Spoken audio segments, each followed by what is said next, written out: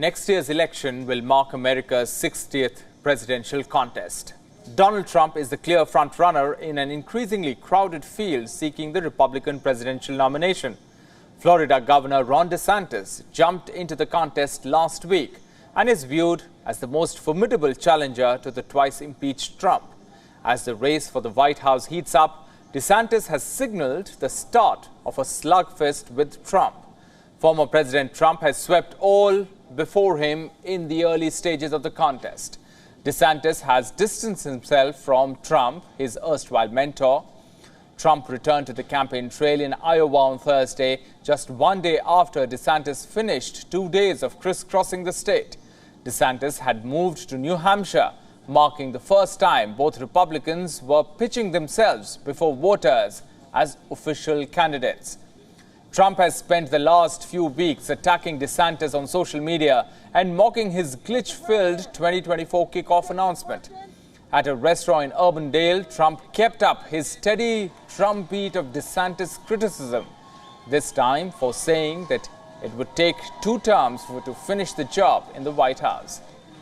I've been watching DeSantis go out and say, I've got 8 years, it's going to be 8 years. Let me tell you something. Right there, you should vote against him. It'll take me 6 months to have it totally the way it was. We'll have it fast. In New Hampshire, DeSantis first took aim at Biden. He criticized the U.S. president for championing a move to demote the state from its prominent role in picking presidential candidates during primary elections. The Republican Party's calendar is decided separately, but the Democrats' changes have irked members of both parties in New Hampshire. From the podium, the Florida governor highlighted his eagerness to embrace conservative cultural fights and sprinkled his remarks with indirect jabs at Donald Trump. Leadership is not about entertainment. Leadership is not about building a brand. Leadership is not about virtue signaling. Leadership is about producing results for the people that you represent. DeSantis faces the daunting task of closing the gap with Donald Trump. However, he is the only other Republican candidate with double-digit support in early polls. Analysts are warning against counting DeSantis out, pointing to his popularity among the suburban women who see Trump as toxic.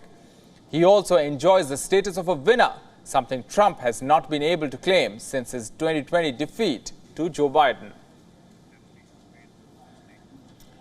And earlier, we spoke to our correspondent Susan Tehrani in New York, who told us what Trump and DeSantis' strategies are in Iowa and New Hampshire.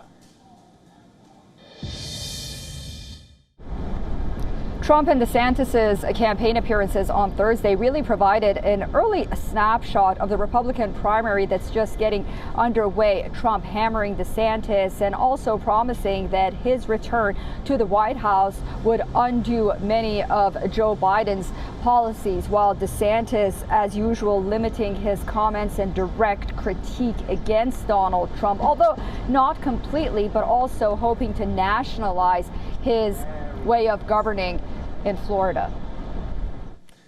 And Susan Tehrani also explains what will be DeSantis' main challenge in competing with Donald Trump. A balancing act lies ahead for Ron DeSantis after absorbing months of attacks and criticism from Donald Trump.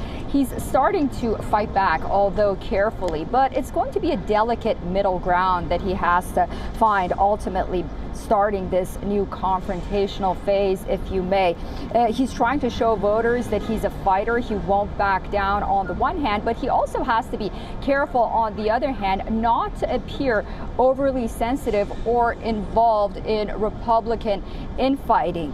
He said during a speech in the suburbs of Des Moines on Tuesday, quote unquote, "I'm going to focus my fire on Biden," even as he stepped up his attacks on Donald Trump, adding that "I think he, Donald Trump, should do the same."